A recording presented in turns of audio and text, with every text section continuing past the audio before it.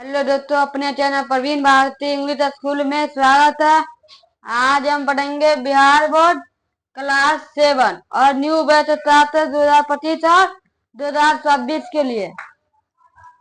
और आज दूसरा पार्ट है। पहला पार्ट का वीडियो अपलोड हो गया, आप लोग जाके देख सकते हैं। आज दूसरा पार्ट है। पार्ट का नाम है देवव्रत। और हमारे चैनल को सब्सक्राइब नहीं किए तो हमारे channel Praveen Bharati English school को सब्सक्राइब कर ले। तो चलिए शुरू करते हैं।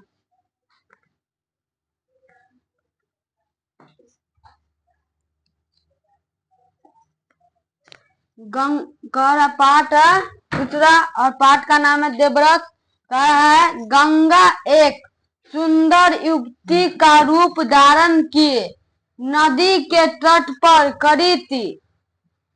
उनके सौंदर्य और नवयौवनों ने राजा शांतनु को मोह लिया था। गंगा बोली, राजन, आपकी पत्नी होना मुझे स्वीकार है, पर इससे पहले आपको मेरी शर्त माननी होगी या पड़ेगी। क्या आप मानेंगे? राजा ने कहा, अवश्य। राजा शांतनु ने गंगा की सारी शर्त मान ली और वचन दिया कि वह उनका पूर्ण रूप से पालन करेगी। समय पाकर गंगा से शांतनु के कई तेजस्वी पुत्र हुए, परंतु गंगा ने उनको जीने नहीं दिया। बच्चे के पैदा होते ही वह उसे नदी की बहती हुई धारा में फेंक देती थी और फिर हंसती मुस्कुराती राजा शांतनु के महल में आ जाती थी। गंगा अपने पुत्र जन्म देती थी और गंगा में फेंक देती थी।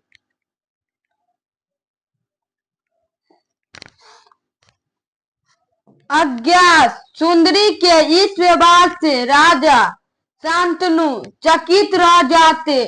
उनके आश्चर्य और शोक का पारावार नहीं रहता। शांतनु वचन दे चुके थे, इस कारण मन मसोर सकर रह जाते थे। 7 बच्चों को गंगा ने इसी भांति नदी की धारा में बहा दिया। गंगा को अपवर्तित कर दिया, माने बच्चा 7 को पैदा हुआ और 7 गंगा में फेंक दिया। 8वां बच्चा पैदा हुआ। गंगा उसे भी लेकर नदी की तरफ जाने लगी तो राजा शांतनु से न रहा गया। बोले, मां होकर अपने नादान बच्चों को अकारण ही क्यों मार दिया करती हो? यह घृणित व्यवहार तुम्हें शोभा नहीं देता है।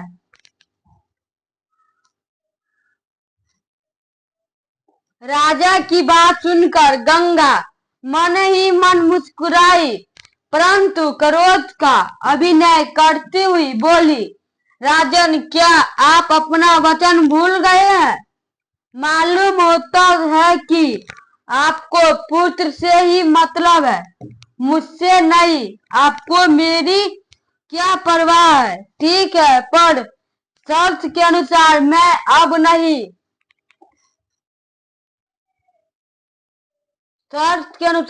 मैं नहीं ठहर सकता हूँ। आपके इस पुत्र को मैं नदी में नहीं फेंकूंगी। इस अंतिम बालक को मैं कुछ दिन पालूंगी और फिर पुरस्कार के रूप में आपको सौंप दूंगी। यह कहकर गंगा बच्चे को साथ लेकर चली गई। यही बच्चा आगे चलकर भीष्म पिता के नाम से विख्याता हुआ। ठहर सकती, हाँ, आपके इस पुत्र को मैं नदी में नहीं फेंकूंगी। इस अंतिम बालक को मैं कुछ दिन पालूंगी और फिर पुरस्कार के रूप में आपको सौंप दूंगी।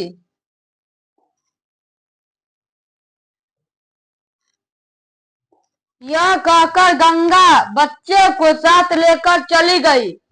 यही बच्चा आगे चलकर भीष्म पिता के नाम से विख्यात हुआ। गंगा के चले जाने से राजा शांतनु का मन विरक्त हो गया। उन्होंने भोग विलास से जी हटा लिया और राजकाज में मन लगाने लगे। एक दिन राजा शिकार खेलते खेलते गंगा के तट पर चले गए तो देखा किनारे पर खड़ा एक सुंदर और गठीला युवक गंगा की बहती हुई धारा पर बाण चढ़ा रहा था। बाणों की बौछार से गंगा की प्रचंड धारा एकदम रुकी हुई थी। यह दृश्य देखकर राजा शांतनु दंग रह गए।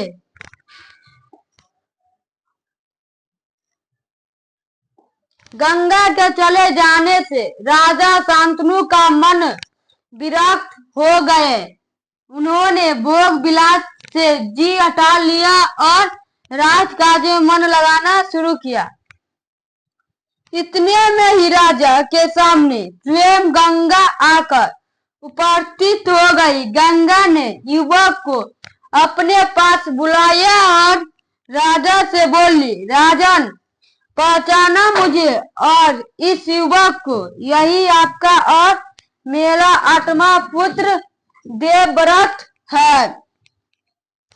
महर्षि वशिष्ठ ने इसे शिक्षा दी है। शास्त्र ज्ञान में शुक्राचार्य और रण कौशल में परशुराम ही इसका मुकाबला कर सकते हैं।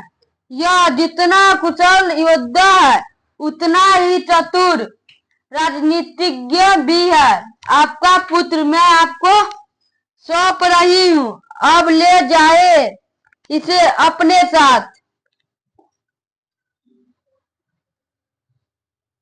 गंगा ने देवव्रत का माथा चूमा और आशीर्वाद देकर राजा के साथ उसे विदा कर दिया।